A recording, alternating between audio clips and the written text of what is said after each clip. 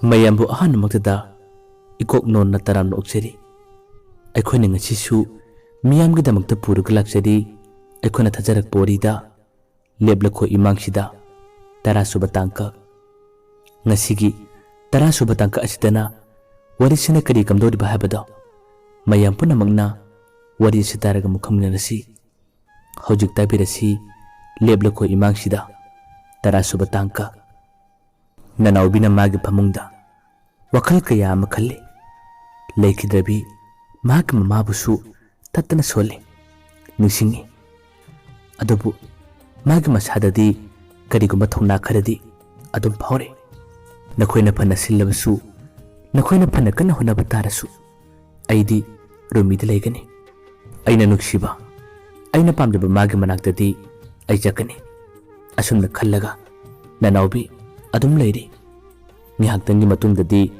mana yamna thuna rumida phone torame rumisu ringhek lakbakadi phone do pakalle hanadi wari saba matamda halo tabu harlabasu harau harauna nanawbina hana wa kaya mahalakpani adubu rumin hek phone pakatu matamda nanawbi di ngasidi wa mata ngangdre tumina sunarame rumina hangi halo tadrabo kainu wam tang angdri dubo kari torage nanawi mikup tu phawa kari mata khumne hanjin hanjin rumina toina hangli kaido bi yorbano amuk tahiro o aina kaurisibu nang kari mata tadrabo adum na maharak kumatam dadi nanawi na tamna khumme tai rumina hangi taradi kari gu wangang dibano aina kauraga nana kari khumdibano ba nanawbina kume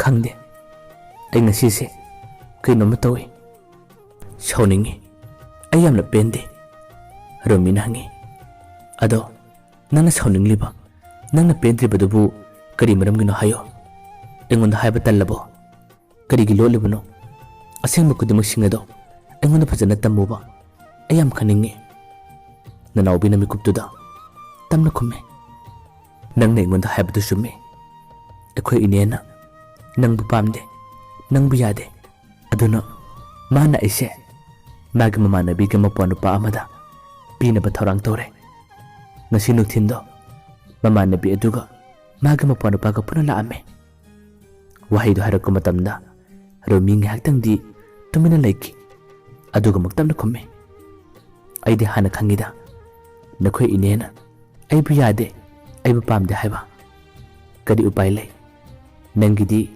inena nangbu senabane nangbu yokpibane mana haiba khudimak nangdi yaba tabane adu natra nanawbina khumme yaroi kidobu yadoriba aini yanengbo oradi nangonda siga pause harakadra aise yamna pendribane sauninglibane thawa yamna chalibajane adum nengonda harakanu makhoina phana sillabasu makhoina phana honaba tarasu aidi yaroi aidi leiroye aigidi nangne nang natana aina kanasu pamde aina nuksibasu kanasu leite makhoina aibu isana yade yada lonkibado nang pamra nangbu yelaga lebung mudra rumina khumme ngamoy aina adu nuksi jabi aigi thawai oiribi nangna kanaguma nupa amada lohomba habase othoktabane yaroi adugi wadu oidbane nanawbina makhumme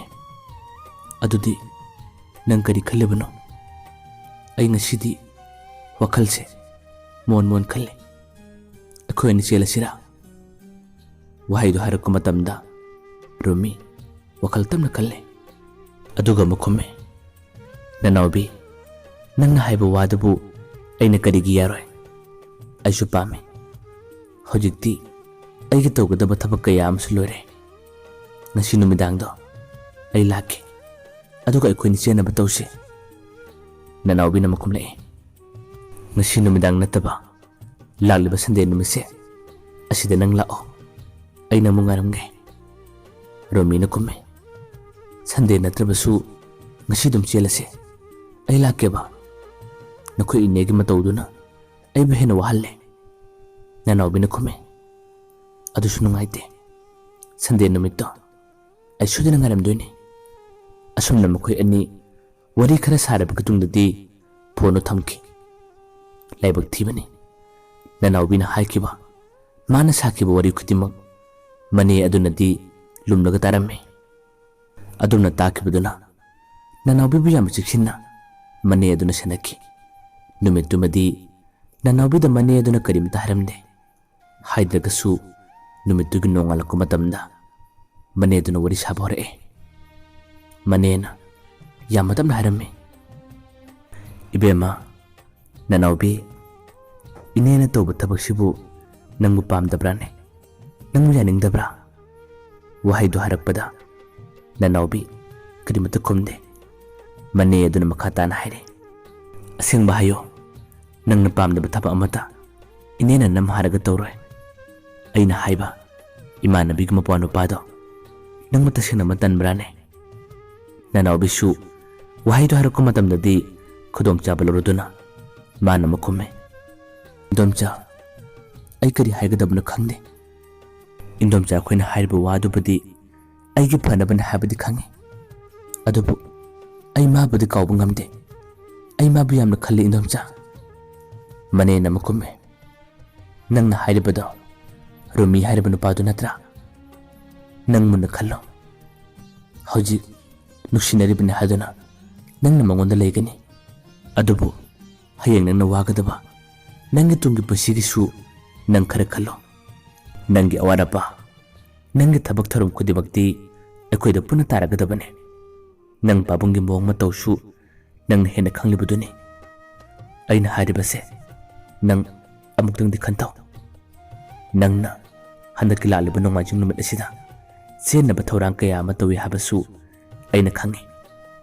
nangna senkibada akoina karimata thingmu ngamloi adubu yum panba habase thagidi natte wakhandi munna khallo nangna hingbudu waraklaba laiminaba nungaitraba matam aduda nupa masingi habasu yagadaba natte wakhan munna khalluko asumna haramlaga mani edo karu musanki nanawbi karibu haigani karibu khumgani kumpam haibam khangde yamna wana khangki mani adudi yamna singma nupi obana nanawbi ki mangdabudi nungaitaba sauningba karimatu utkide nanawbi ga romi ga hainakiba nongmajing numit habadu khangmanina mana handana thorang sillaga thangi numituda nanawbi bu selanaba thorang toki punamak singase mana lona sinma thorang aktene nanawbi di karimata khangmanate yama chamalai thoe mani aduna yama lona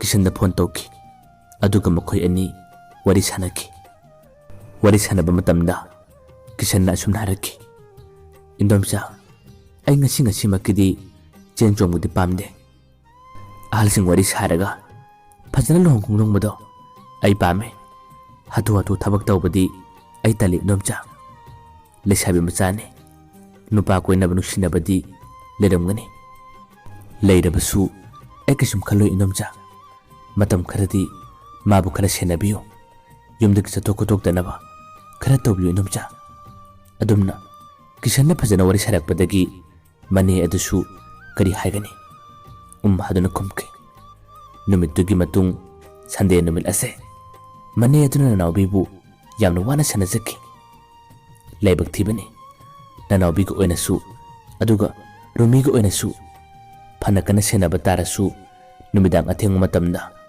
nanawbi di selega haduna khanjabani ngallingai gi matamda budi makhoi ani wari sanaki nanawbi na phajana haiki ngasi numidang se akhoi inedo aibu khara senagadba male aduna horen thelaba kanda ai thorakke nang akhoi thongan meda layo ai phone torokke haduna di phajana wari sake romisu nanawbi na haiba khudima yaduna ngasi numdang athengbada nanawbi lobu sakini haduna leiri mane aduna asomda mana singba henkibana numidangi sakcha tolba matungda tumba changma matamdani nanawbi makhoi ani puna tumina sahaki nanawbi su khangi manena tawriba thorang singase masu karimata haide adum tuminai pung mapna khai tara phobada mane adu tumde mamit uslamde nanawbi लेफम खंद्रे असोमददी मागी phone अदो silent थमले रोमी की miss call कया अम लाग हौरे message थरक हौरे अदबु मने की मांगदो ओइबना करमना phone पाइगनी करमना ओकने ओकपे यादे यादा यामना वाना खांखी कोना थंगददी मासु वखल अम लागले करिगुम माना तुमद्रबदी मने असे नुमदांग चुप्पा म तुमनरोय हाबसे ननावबिना खलकपदगी ngahaktangi mahaksu tumsinaba sarame phana kuina pungkhai amaro mit usillaga tumba saduna adum leki adubu kona thangdadi tumsinabadagi asengmana mahakti adum tumtakre mana tumtakibadagi mane do tamna hogalle aduguna nawbibu lenghalagi yengi tumlambadagi magi mon manakta leriba pholado amulu khalle aduga phone adu yamna tamna मने अदुन ओप थमकी असोमदने कमदोरी रोमेदी phone पन पाइद्रबसु message थाबद खुनक्त्रबसु मखोय के थोंगान मेदा लागलग लेरे पुंग 10 मखाय 13 तरकदोरे थोंगान मे हेक योबगा ngsabai phana kuina phone paidrabsu handak amuktanga call torgu yenge haduna toki adubu handakti nanawbi gi number di adum oblerumki oblerakpadagi romi wakal mon kan bore keno to risibo ngaktangi mamangdadi ringchela manise aduga hojuna mo optham china kari kino as keno mana khalisibo singcha hanaraga mana torba monga sibu chumli brane asumna thajada baching da wakal kayama adum khalle phone off phana leirabasu minute manga tara khuding kana daga adum phone to sile अदुदसु ओन तोरक्ते मखोयग थोंगान मियादगी तम चंगसिले अदुगा ननावबी थोरकप्रा हदुना अदुम येंगे थोरकप कौबलैते तंजा सिदा सोमद कंदोरे किशनचु ममानब सिंगा पार्टी म पुल्लोय युसु फन कन ngawe mahakti nupi masing khangdana koiba numidang khudingi lai sabu nupane nanaवबी ga मखोय अनिगी wari khara sanadiba adusu masina haiman badagi mani yare bane magisu nushinaba khangnaba lei khangnaba nushinaba leirasu are pathamba nupanate nupi amasu sanapat kumna khanba nupane mamanaba singa party punno matamdasu mana wari kayama tamlamme akhoi isena aigi nupi amate haine as khangdeda nupi do magi han nushinaba nupamade leibagum towe अदुबु अइन हेना पावलबदी माग मनेदुने मनेदो लेसाबिनी मावना कोइसले खंगदेदा असुमना नोफे तौना ममानबसिंग the worry कया मतमे ममानबसिंग हाइरे ngaikone no sen hariba nupidubu nangu pamdabrane Kishan Kumey अस कोइबगी बुदी अदुम याय अदुगा लुहोंग मलौना लेनाबदी ऐ पामदेदा मागनु सिनब नुपादुगा करी कमदोरमी करी कमाइन तौबन हाबसु खंगदे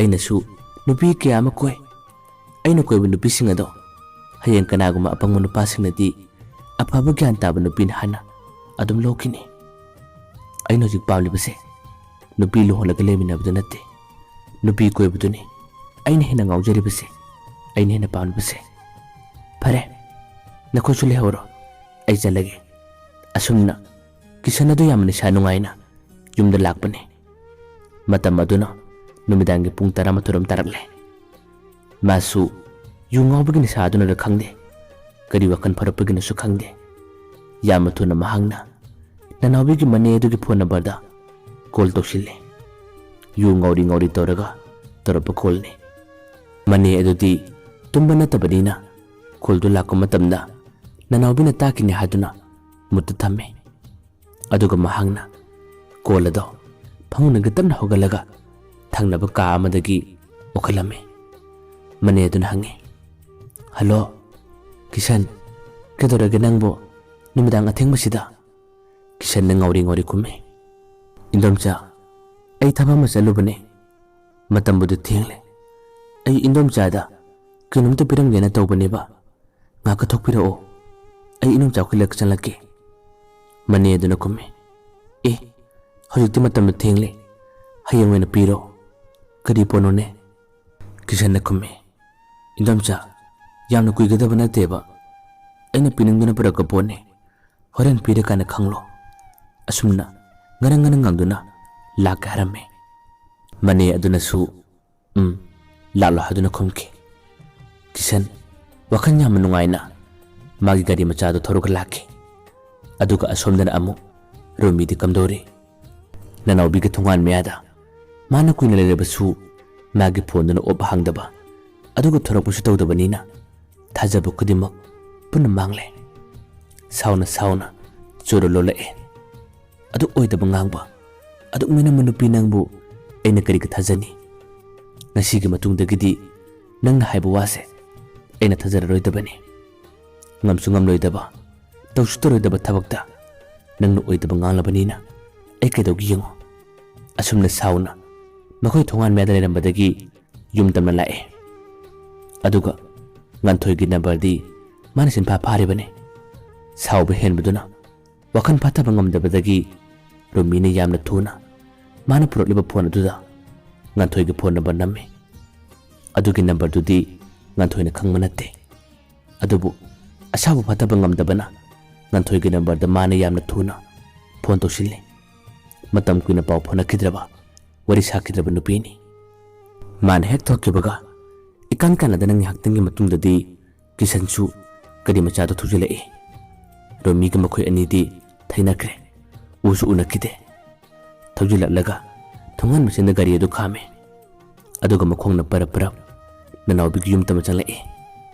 Man hek chanlapaga mani adu sumangolomda tamna thorae.